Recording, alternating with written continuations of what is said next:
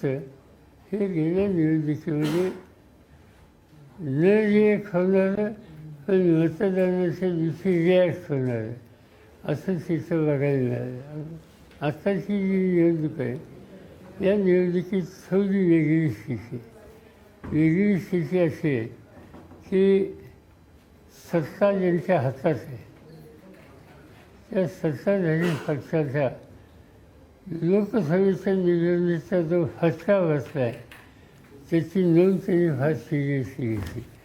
आणि ती सिरियसली घेतली म्हणजे काय केलं, त्यांनी हेच केलं की अधिक लोकांना खुश करता येईल अशा प्रकारच्या योजना ह्या द्यावेत. पैसे जास्तीत जास्त उचललेत की जेणेकरून लोकांना समाधानी ठेवता येईल. त्याची उपयुक्तता किती आहे, ते किती दिवस टिकणार आहे ह्याची माहिती जरी असली तरी आज वेळ मारून न्यायची आणि निवडणुका जिंकायचं हे सूत्र त्यांचं मला असं दिसतंय. आता उदाहरणार्थ लाडली बहीण माझी माहिती अशी आहे की 2 कोटी आणि 30 लाख असा काहीतरी आकडा आहे.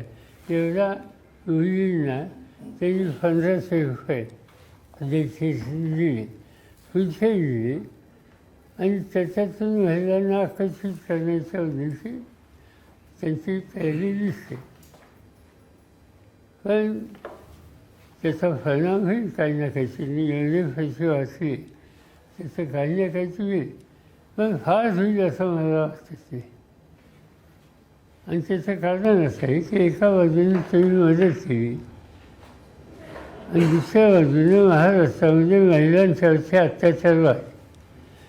जी माहिती माझ्याकडे आहे असता महिलांच्या अत्याचाराच्या उद्देशी महाराष्ट्राची आकडेवारी, त्या आकडेवारीनुसार 2 वर्षामध्ये महाराष्ट्रामध्ये 67,381 आत्महत्याच्यात आपल्या अत्याचाराच्या तक्रारी आहे. ही काही लहान नाही. आणि दुसरा एक भाग आहे की मुली किंवा स्त्रिया बेफत्ता होण्याच्या संबंधीची जी माहिती आहे ती त्याच्यात असं दिसतं की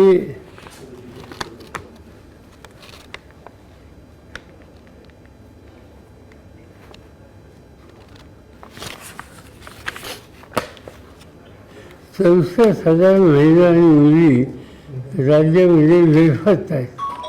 64,000.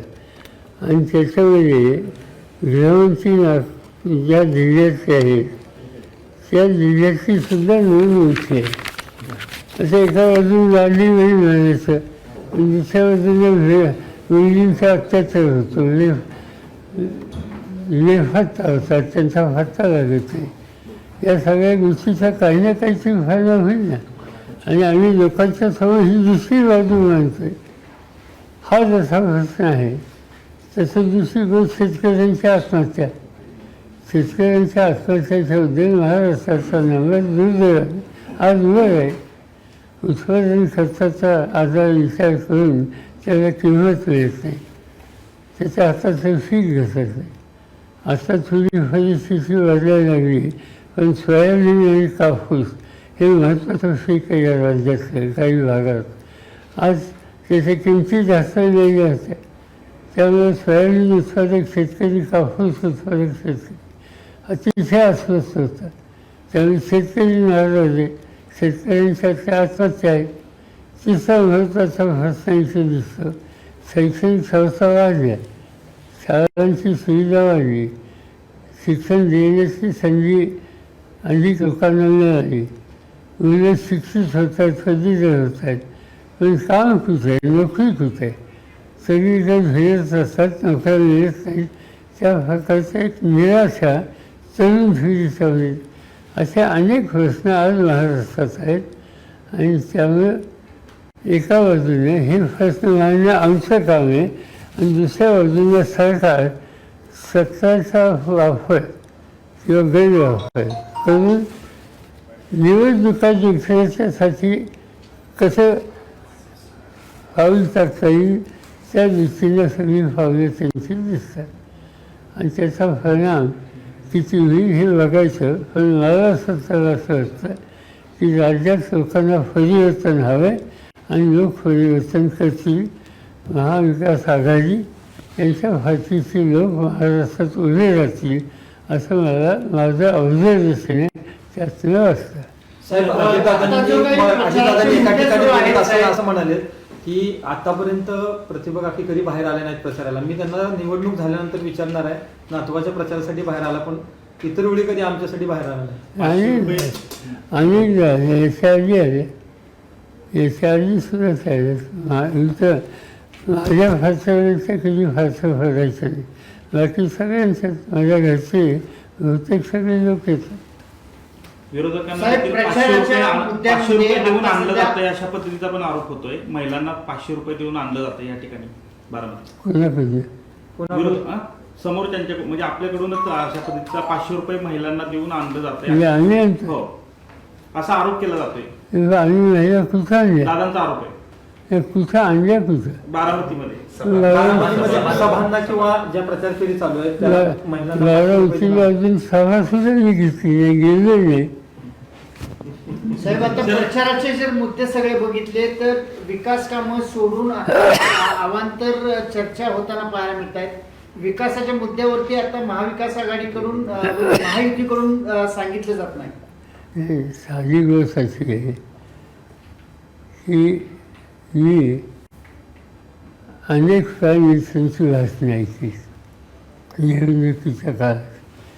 अगदी माझ्या कॉलेजमध्ये शिकत असताना जवाहरलाल नेहरूंचं निवडणुकीचं भाषण पुण्यात ऐकलं आणि त्यानंतर जेवढे प्राईम मिनिस्टर झाले आणि निवडणुकीत सहभागी झाले त्यांची भाषणं मी ऐकली. जनरली प्राईम मिनिस्टरचं भाषण याचा अर्थ उद्याचा देश राज्य याचा चेहरा कसा मी करू इच्छितो, आमची धोरणं काय जातील, आमचं कार्यक्रम काय असेल हे मांडत असेल. पहिले प्राईम मिनिस्टर आले ज्यांचं नाव नरेंद्र मोदी आहे की त्यांनी सुरुवातच केली 400 जागा. 400 जागा कशासाठी? गव्हर्नमेंट चालवायला 400 जागाची गरज नाही. 300 जागा असेल तरी फार चालते. मला आठवत आहे नरसिंहराव प्रधानमंत्री होते, आमची विजाची नव्हती, त्यांच्या मंत्रिमंडळात मी होतो. त्यांनी सरकार चालवलं. पण 400 कशाला हवेत याचा अर्थ त्यांचे काही सहकारी जाहीर बोलले की आम्हाला घटनेमध्ये सुधारणा करणे, संविधानात बदल करणे आणि घटना संविधान ठेंगराळ करण्याचं काम करण्याचं आज त्यांच्या मनात दिसतं आहे. आणि त्यासाठी ते 400ची गोष्ट मानतात. ही गोष्ट लोकांना सांगावं लागलं आम्हाला की हे खरं नाही, हा संविधानाला धोका आहे आणि हेच उत्तर घेऊन हे निवडणुका करत आहेत. अशा अनेक गोष्टी आहेत त्या आम्ही लोकांच्या समोर मांडणार आहोत आणि त्याचा परिणाम योग्य असा दिसेल अशी आम्ही आशा करतो. राष्ट्रवादीला सीट्स किती मिळतील आता? मी काही ज्योतिष नाही, मुख्यमंत्री होईल राष्ट्रवादीचा? मी काही ज्योतिषी नाही. साहेब, ऑल इंडिया पर्सनल लॉ बोर्डाचे सज्जाद नोमानी आहेत, यांनी एक व्हिडिओ प्रक्षेपित केलाय. त्यांनी यामध्ये म्हटलंय की शरद पवार, उद्धव ठाकरे, राहुल गांधी, नाना पटोले हे वोट जिहादचे सेनापती आणि सैनिक आहेत. आपली काय प्रतिक्रिया आहे याच्यावर? हो, जिहाद हा शब्द देवेंद्र फडणवीसने काढला, हा काही इतर कुणी काढले नाही. आणि त्याचं कारण काही कॉन्स्टिट्युन्सीमध्ये मायनॉरिटीजने महाविकास आघाडीच्या लोकांना मतदान केलं. असं आहे की एखाद्या मतदारसंघात एखादा समाज जास्त असेल, उदाहरणार्थ पुण्याच्या काही भागामध्ये एक विशिष्ट समाज आहे, हिंदू समाज आहे, आणि त्यांनी मतदान केलं भाजपला, तर आम्हाला सवय येते की इथं असंच मतदान होतं. याचा अर्थ तुम्ही काही जिहाद समजत नाही, त्याला मी धार्मिक वगैरे देत नाही, तिथल्या लोकांची विचारधारा. त्यामुळे वोट जिहाद हा शब्द वापरून विशेषतः देवेंद्र फडणवीस आणि त्यांच्या सहकार्याने एक प्रकारचा धार्मिक कलर या निवडणुकीला द्यायचा प्रयत्न केलेला दिसतो. आणि आम्ही त्याच्यात एकदम विरोधी आहोत. एक शेवटचा प्रश्न आहे. अजित पवार वारंवार टीका करतायत, शरद पवारांनंतर मीच वाली अशा पद्धतीचं हे करतायत. ते म्हणतायत की आता लोकसभेला तुम्ही गंमत केली, आता गंमत केल्यास तुमचीच गंमत होणार असं एक टीका केली त्यांनी. टीका काय केली? लोकांनी इलेक्शन गमत केली म्हणजे काय? साहेब अदानी त्यानं मतं दिली नाही हेच ना, मतं दिली नाही. हां. दुसरं काय? लोकांचा अधिकार आहे, त्याने योग्य असेल ते केलं. पण तुमच्या बाबत असं आता मीच वाली हे शब्द वारंवार सभेमध्ये बोलले जातात. नाही पण असं आहे, उद्या कुणी म्हणत असेल मीच देशाचा प्रमुख, तर म्हणून बाबा माझी काही तक्रार नाही, पण लोकांनी म्हणलं पाहिजे ना, मी म्हणून काय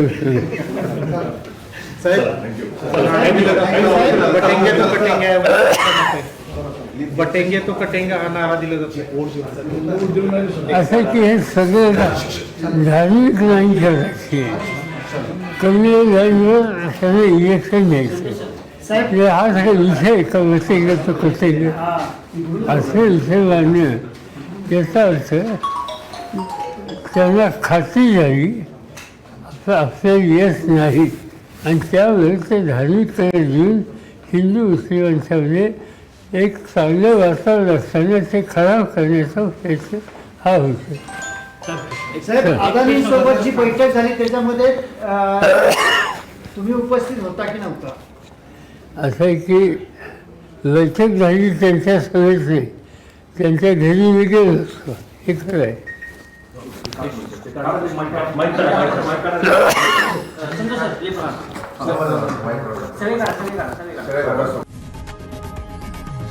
लोकशाही मराठी ऐका, पहा, जागरूक रहा.